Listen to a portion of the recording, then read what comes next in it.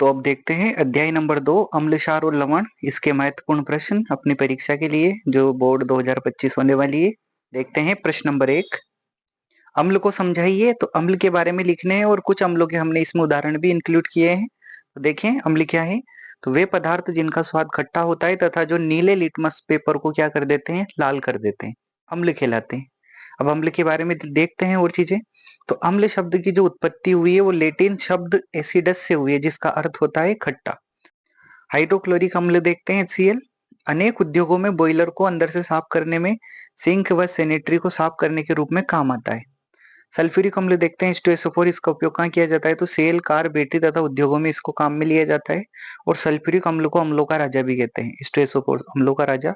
महत्वपूर्ण प्रश्न है, बनने लायक। अगला है नाइट्रिक अम्ल HNO3। उर्वरक बनाने व सोने के गहनों को साफ करने में किसका प्रयोग किया जाता है, तो HNO3।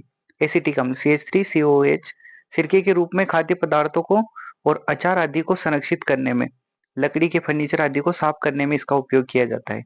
लंबे समय तक अचार को खराब होने से बचाने के लिए किसका उपयोग किया जाता है, तो एसिटिक अम्ल का।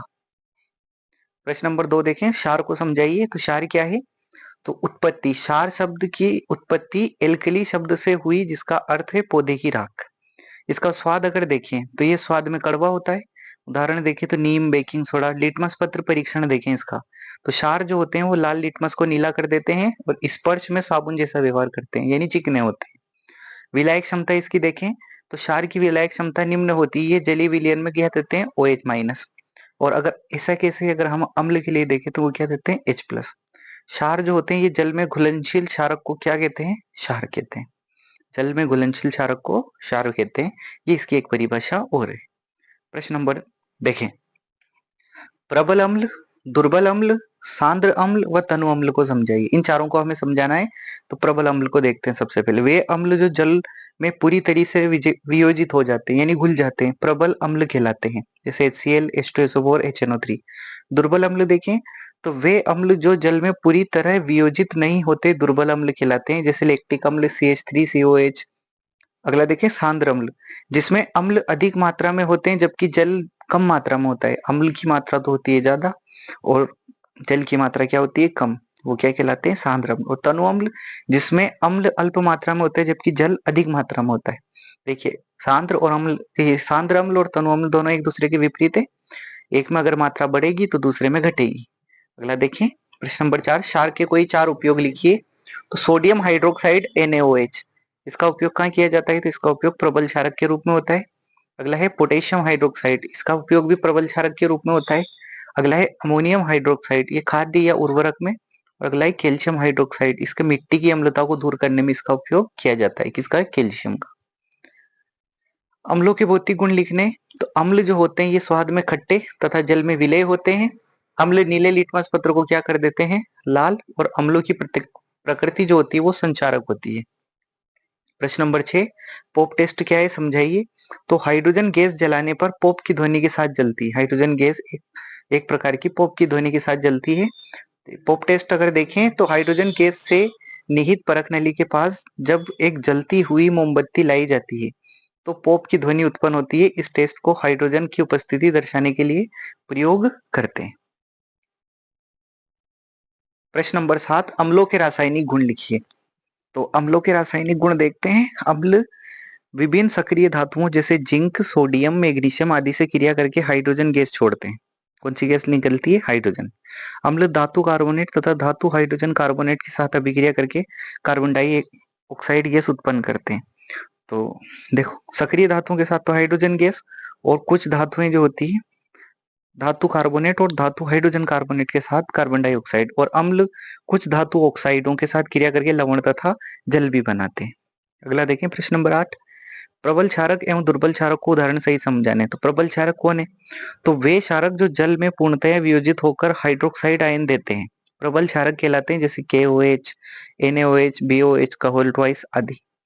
दुर्बल क्षारक देखें तो वे क्षारक जो जल में पूर्णतः वियोजित नहीं होते, दुर्बल क्षारक कहलाते हैं। उदाहरण देखें इसका, तो AlOH का होल थ्राइस, NH4OH, ये कौन कौन आते हैं, तो ये दुर्बल क्षारक के उदाहरण है। प्रश्न नंबर 9, क्षारक के भौतिक गुण समझाइए। तो क्षारक जो होते हैं वे जल में विलेय तथा स्वाद में तीखे और कड़वे होते हैं। अगला देखें तो क्षारक लाल लिटमस पेपर को क्या कर देते हैं, नीला। आगे देखें तो क्षारक स्पर्श करने पर साबुन के समान चिकने होते हैं। अम्लों के समान क्षारक की भी प्रवृत्ति संक्षारक होती है और यह प्रवृत्ति प्रबल अम्लों की तुलना में क्या होती है, कम होती है। क्षारक के भौतिक गुण। क्षारकों के रासायनिक गुण देखें तो देखिए इसके उत्तर देखते हैं। प्रबल क्षारक सक्रिय धातुओं के साथ क्रिया करके हाइड्रोजन गैस बनाते हैं। ये किसकी बात हो रही, प्रबल। अतः क्षारकों को धातु के पात्रों में नहीं रखना चाहिए। ये प्रश्न भी बनता है कि क्षारकों को धातु के पात्र में क्यों नहीं रखना चाहिए। अगला है क्षारक अधातु ऑक्साइड से क्रिया करके लवण एवं जल बनाते हैं। यह अभिक्रिया अधातु के ऑक्साइडों की अम्लीय प्रकृति को क्या करती है, दर्शाती है। यानी अगर यहाँ से प्रश्न बनता है कि अधातु के जो ऑक्साइड होते हैं वो किस प्रकृति के होते हैं, तो होते हैं अम्लीय प्रकृति के। क्षारक अम्लों से अभिक्रिया करके उनके प्रभाव को नष्ट कर देते हैं तथा लवण तथा क्या बनाते हैं, जल का निर्माण करते हैं, जिसे H2 बोलते हैं। प्रश्न नंबर 11, अम्ल तथा क्षार का जलीय विलयन विद्युत का चालन क्यों करता है। तो किसी अम्ल या क्षारक को जल में विलय करने के पश्चात प्राप्त जलीय विलयन में विद्युत, जो प्राप्त जलीय विलयन होता है वो विद्युत का चालन करता है, क्योंकि अम्ल या क्षारक के जलीय विलयन में मुक्त आयन उपस्थित होते हैं। कोई मुक्त आयन उपस्थित होंगे तो ये मुक्त आयन जो होते हैं ये विद्युत का क्या करते हैं, चालन करते हैं।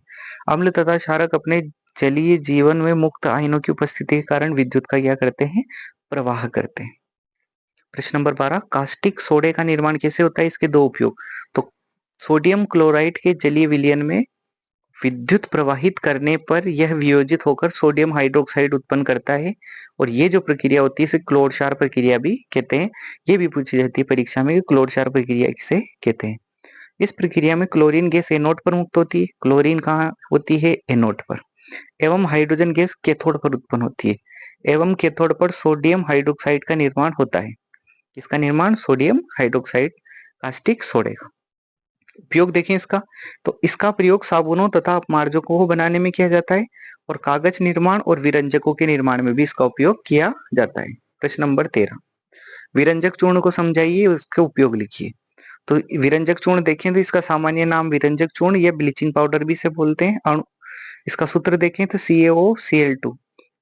और कैसे बनता है, तो शुष्क बुझा हुआ चूने पर क्लोरीन की क्रिया से विरंजक चूर्ण का उत्पादन होता है। उपयोग देखें इसका, तो जीवाणुनाशक के रूप में, जल के शुद्धिकरण में और ऑक्सीकारक के रूप में तथा चीनी को सफेद करने में भी किसका उपयोग किया जाता है, विरंजक चूर्ण का। प्रश्न नंबर 14, बेकिंग सोडा या खाने का सोडा को समझाइए। तो इसका रासायनिक नाम देखें तो सोडियम बाइकार्बोनेट या सोडियम हाइड्रोजन कार्बोनेट सामान्य इसका नाम है, जिसे हम बोलते हैं खाने का सोडा। अणुसूत्र देखें तो NaHCO3। उपयोग देखें तो सोडियम बाइकार्बोनेट के प्रमुख उपयोग दो हैं, एक तो पेट की अम्लता को दूर करने में प्रति एंटासिड के रूप में, तो पेट की अम्लता को दूर करने में अर्थात एंटासिड के रूप में इसका उपयोग किया जाता है। आगे देखें, धोने के सोडे को समझाइए। तो इसका रासायनिक नाम देखें तो सोडियम कार्बोनेट डेकाहाइड्रेट यानी Na2CO3.10H2। जल के कितने अणु होते हैं, 10 अणु, जिसे क्रिस्टलीय जल भी बोला जाता है। जब इस तरीके से जल के अणु जुड़ते हैं ना किसी भी पदार्थ के साथ, तो ये जो होते हैं ये क्रिस्टलन जल कहलाता है। सामान्य नाम देखें इसका तो धावन सोडा। और अणुसूत्र हमने देख ही लिया, सोडियम कार्बोनेट के पुनः क्रिस्टलीकरण से धोने का सोडा प्राप्त होता है, ये इसकी विधि। और धोने का जो सोडा होता है ये एक क्षारीय लवण है। अब इसके उपयोग देखें तो इसका पहला उपयोग है प्रयोगशाला अभिकर्मक के रूप में, दूसरा है कांच, कागज तथा बोरेक्स उद्योग में, और तीसरा है पेट्रोलियम शोधन में तथा धातु शोधन में। प्रश्न नंबर 16, अम्ल को तनुकृत करते समय यह क्यों अनुशंसित करते हैं कि अम्ल को जल में मिलाना चाहिए, न कि जल को अम्ल में। देखो इसका उत्तर देखते हैं। अम्ल को तनुकृत करते समय यह अनुशंसित करते हैं कि अम्ल को जल में मिलाना चाहिए, न कि जल को अम्ल में, क्योंकि जल को सांद्र अम्ल में मिलने से वह तीव्र अभिक्रिया कर विस्फोट कर देता है। जैसे ही जल को हम अम्ल में मिलाएंगे तो तीव्र अभिक्रिया होगी और विस्फोट होगा, इसके दुष्परिणाम हो सकते हैं। इसलिए हमें कभी भी जल को अम्ल में नहीं मिलाना चाहिए, बल्कि हमें अम्ल को जल में, और वो भी कैसे मिलाना चाहिए, धीरे धीरे हिलाते हुए। ये प्रश्न नंबर 16। 17, आश्रित जल विद्युत का चालन क्यों नहीं करता जबकि वर्षा का जल करता है। उत्तर देखें, आश्रित जल जो होता है वो शुद्ध होता है, इसमें विद्युत का चालन नहीं होता, क्योंकि विद्युत के चालन के लिए आयनों की आवश्यकता होती है। क्या चाहिए, आयन चाहिए, मुक्त इलेक्ट्रॉन चाहिए। जबकि वर्षा जल में विद्युत का चालन होता है, क्योंकि इसमें थोड़ी मात्रा में अम्ल विद्यमान रहता है, जो वायु में उपस्थित सल्फर डाइऑक्साइड और नाइट्रोजन डाइऑक्साइड से मिलकर इसे क्या कर देता है, अम्लीय बना देता है। और अम्लीय होने के कारण H+ आयन उत्पन्न होता है और ये जो H+ आयन होता है ये विद्युत का क्या करता है, चालन करता है।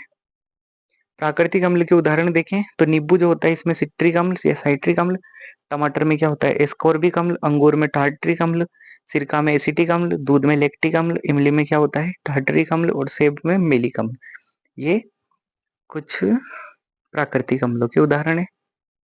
प्रश्न नंबर 19 सूचक कितने प्रकार के होते हैं समझाइए। सूचक देखें प्राकृतिक सूचक ये पौधों में पाए जाते हैं, जैसे उदाहरण देखें इसका तो लिटमस पत्र, लाल पत्ता गोभी, हाइड्रेंजिया पौधे के फूल और हल्दी, ये सारे के सारे क्या है प्राकृतिक सूचक। कृत्रिम या संश्लेषित सूचक तो ये रासायनिक पदार्थ हैं, उदाहरण जैसे मेथिल ऑरेंज और फिनोप्थिलीन। गंधीय सूचक, गंधीय सूचक किन्हें कहते हैं, इन पदार्थों की गंध अम्ल और क्षार दोनों में अलग अलग हो जाती है यानी बदल जाती है। एक तो इसका उदाहरण प्याज और एक लौंग तेल।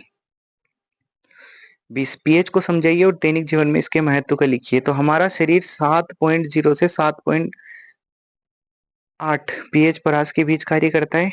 वर्षा के जल के पीएच का मान 5.6 से कम हो जाता है तो इसे क्या बोलते हैं, अम्लीय वर्षा। देखिए पीएच क्या होता है, पी का मतलब होता है पुषांश, एच का मतलब हाइड्रोजन आयनों की संख्या, और पीएच स्केल को अगर हम देखें तो ये 0 से 14 के बीच में काम करता है।